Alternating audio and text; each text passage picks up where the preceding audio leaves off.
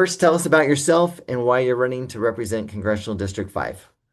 Sure. My name's Chris James. I am a resident of Gilbert. I've been in Arizona for about 10 years, raised all of our three children who are now adults in Gilbert, and they went to Gilbert Public High. Just a little background about myself. I grew up in Cherokee, North Carolina, which is a reservation there for the Eastern Band of Cherokee Indians. My parents had small businesses. So we had a Dairy Queen and we had a pizza restaurant. It's really where I learned almost everything about life you can learn behind a cash register. I had that. Those of you in business know that sort of mantra.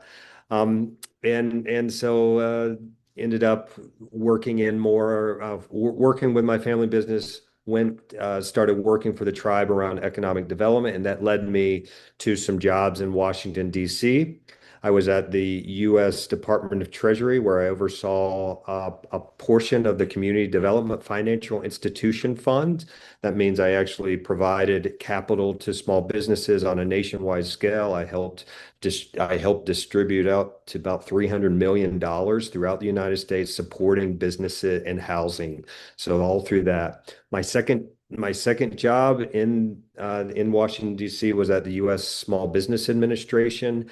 I saw the Office of Intergovernmental Affairs, the Office of Native American Affairs, and I oversaw the Office of Field Operations, meaning all the offices throughout the United States. I was responsible for, and that's even the one here in Arizona, to help provide small businesses capital, to help provide the small business development centers the funding that they need to support small businesses. I also ran a bunch of special initiatives through the White House, including one called Supplier Pay, which encouraged corporations to pay their small businesses faster. We had about 50 corporations that did that. I was instrumental in developing quick pay in the federal government to make sure that the federal government is paying our contractors in a 14-day time period. I also did an initiative called Startup in the Day, where I worked with municipalities throughout the United States in helping them cut all the red tape so that they can help support small businesses as they develop their businesses in their community. And that one was featured in President Obama's last State of the Union address, but that was one of my programs. And now I am President and CEO of the National Center for American Indian Enterprise Development. We have headquartered in Mesa, but I have 9 offices throughout the United States, including a policy office in Washington, D.C. And I'm running for Congress, one, to bring all that experience to Congress that nobody has. Nobody has that small business acumen. Nobody has developed the federal programs like I've developed, and nobody has the policy from rural and tribal communities. So putting all that together was one of the reasons I'm running for Congress. A second reason is I think we need representation. Small businesses are the backbone of our communities. It creates it's 90, that small businesses are 96% of our job creators in the United States. We need that voice in Washington, D.C. We need people to represent our small businesses, and really make sure that our small businesses not only have a seat at the table, but are setting table and creating policy. Great.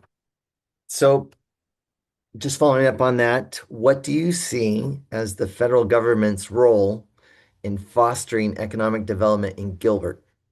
Oh, that's a great question, John. I see federal government should always be a partner, not an ob not an obstacle. And when I say partnerships, think federal government needs to support infrastructure development. They need to support the growth of programs to help foster economic growth. Do they need to oversee how communities develop? Absolutely not. And I think making sure that communities have their own support and own tools and partner with the government as they develop industry, I think is really important. That's number one. Number two, government needs to continue the support of our business community.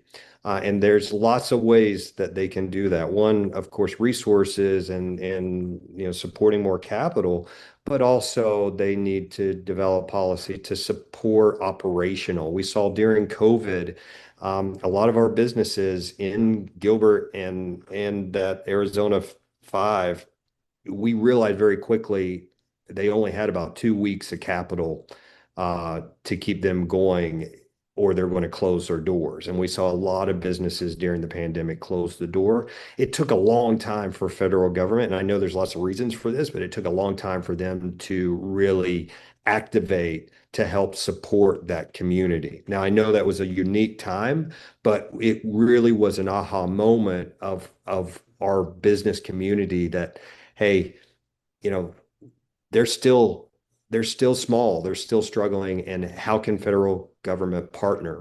And around the overall economic development, I think there's so many opportunities to develop programmatic, and I also think not. I mean, we're investing all over the place.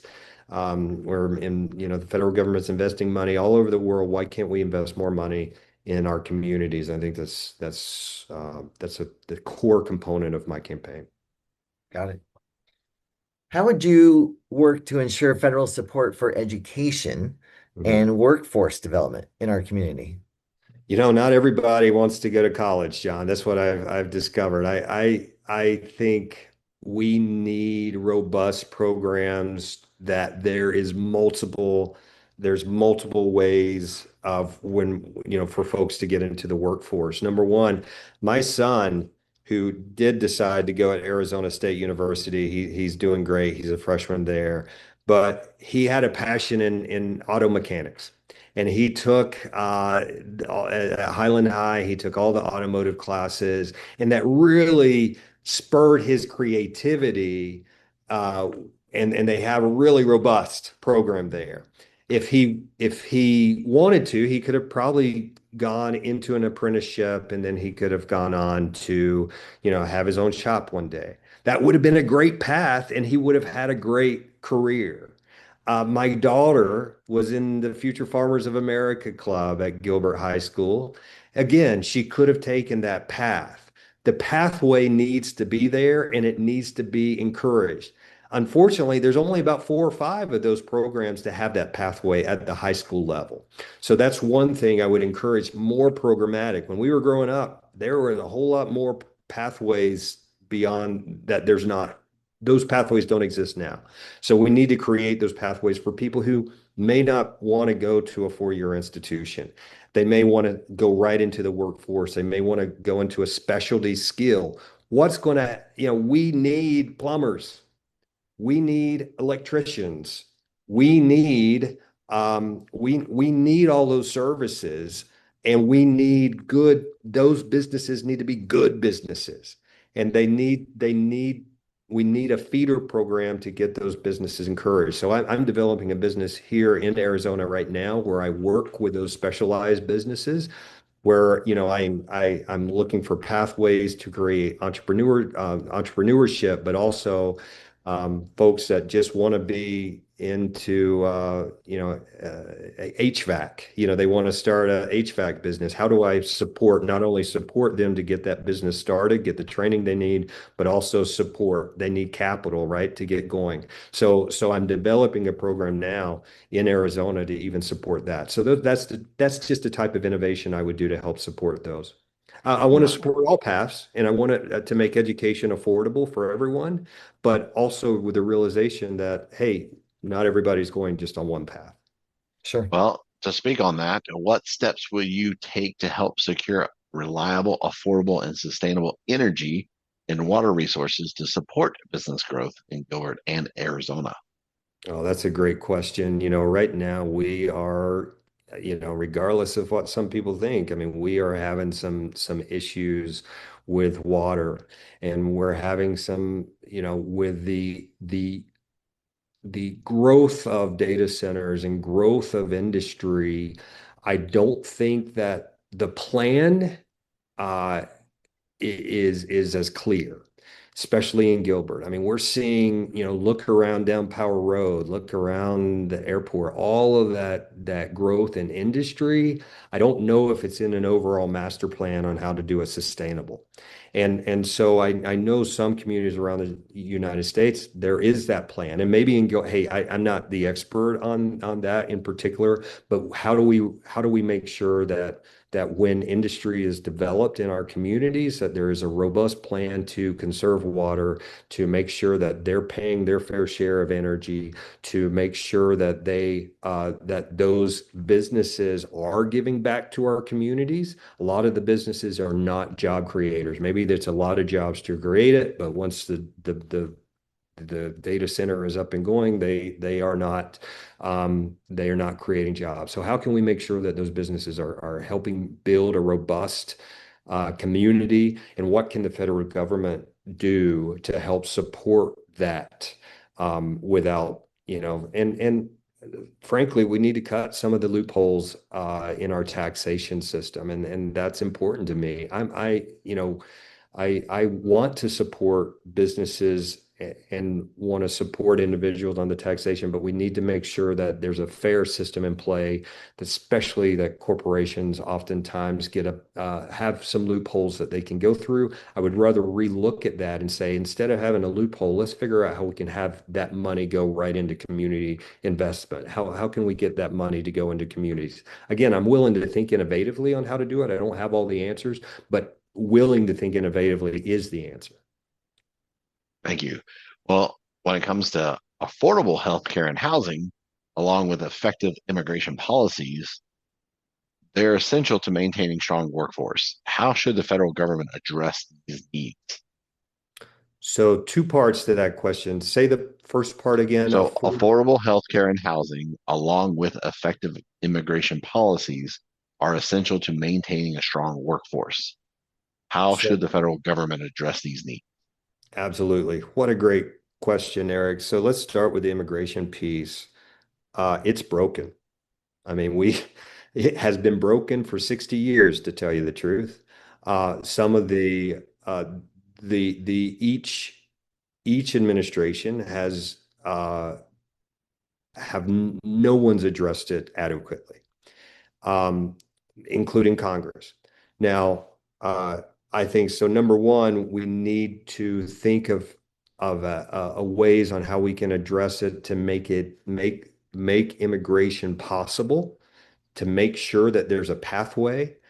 Right now, I do not agree with the policy of, if someone's been in the United States for 30 years, they have to leave the country to reapply for citizenship, and they have to be out of the country for a certain amount of time before they can even do that. So where is that pathway? Why can't we figure out a pathway? So that's a number one thing. Figure out the pathway. Number two, I believe that there are people that just want to work in the United States. They don't necessarily want to be immigrated into United States. How can we build upon existing programs to make sure that, one, there's no fraud. Number two, that there is that pathway, and take out the abuse of any of that program. And three, make sure that it's a robust program that does not take away jobs from Americans who are looking for. Normally, these programs do not. And just to give you an example, my family restaurant, we took advantage of the J-1 visa program, where we had temporary workers in a seasonal space, work in those restaurants during the summertime. And that worked out great for us.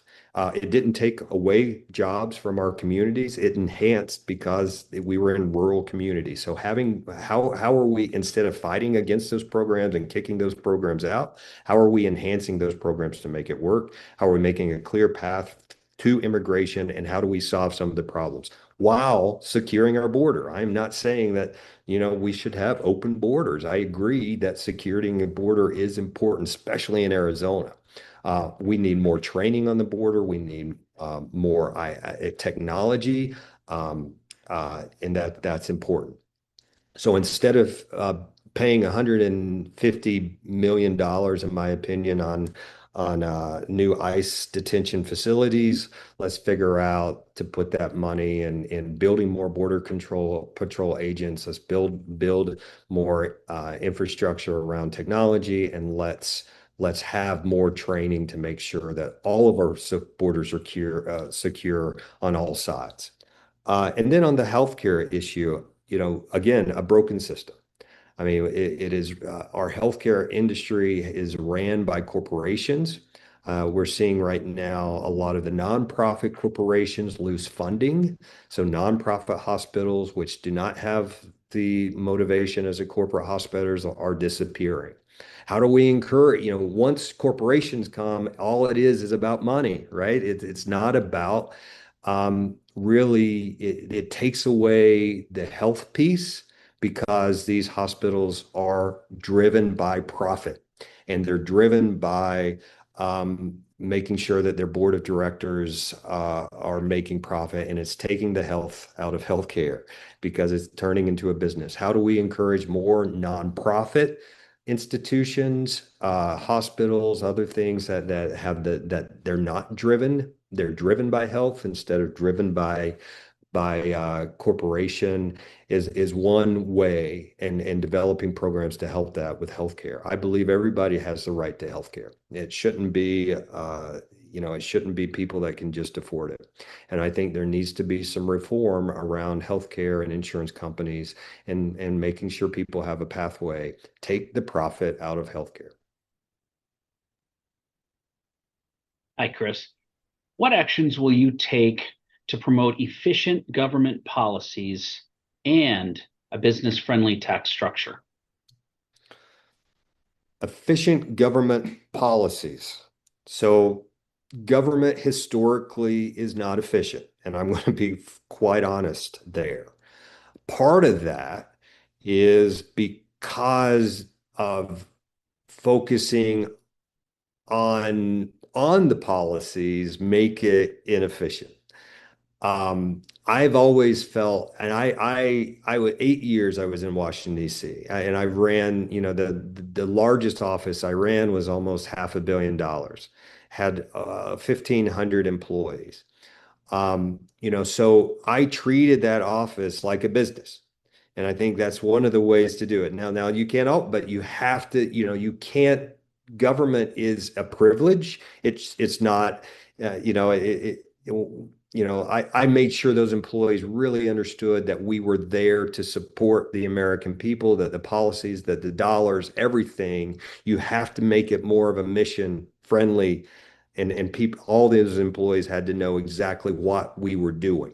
Once you got the buy-in, you got more productivity, you got more excitement in their job, and more programmatic to what we were trying to do. And at the U.S. Small Business Administration, it's easy to get excited when you're supporting communities, when you're building businesses, when you're providing programs. So my example is take out some of the I don't want to say take out the policies, but government needs to focus more on a business customer friendly model. And it doesn't matter. Once you start doing that, that can help. Number two, we are at a $39 trillion debt. $39 trillion debt. $2 trillion of that debt is just paid on interest. For the past 5 administrations, each administration has lowered taxes to some point. And then the other administration would follow up on that. We are at a time where everyone's just not kicking the ball down the road. Now, I know yesterday was tax day. I am, just like every American, I paid my taxes and I grumbled a little bit. But I also know that if we can't figure out this system, then my kids will not ever be able to have the things that they need.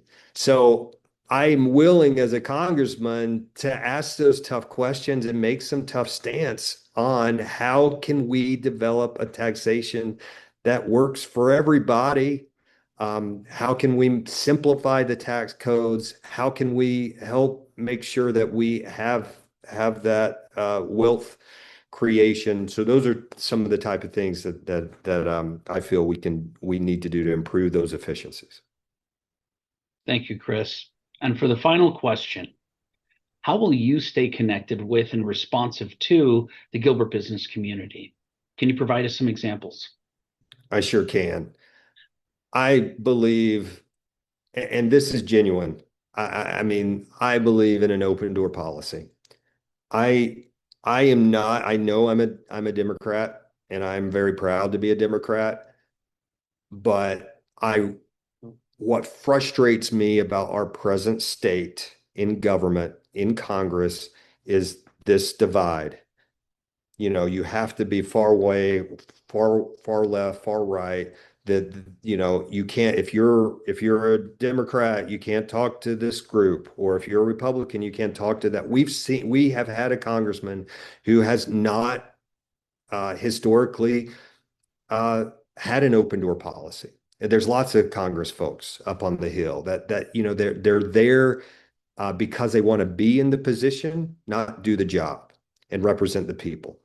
I believe just at any job I've ever had that I am a server. I do the job not for myself, not to build my resume or not to set myself up for the next big thing or not to somehow, you know, always be on stage somewhere and everybody's clapping. I do the job because it's my job. And I do the job because I bring skills to the table that, for whatever reason, I have, and I can help make change in communities. Uh, and I would take that same attitude to Washington. I'd also make sure that regardless of if you back me or not, regardless of your policy, if you have an issue and there's some way I can fix it, I'm going to do whatever I can to help you, especially in our business community. And that's really important to me. Um, I believe that people should have access to government. And when I talk about advocacy, and I've been an advocate for 20 plus years, when I talk about advocacy, I said everybody has a voice. And I want to make sure that if when I get to Congress, that those people will be able to I'll listen to their voices and people feel like they have that direct line in our communities to talk with me in my office. No door should be closed in anybody's face.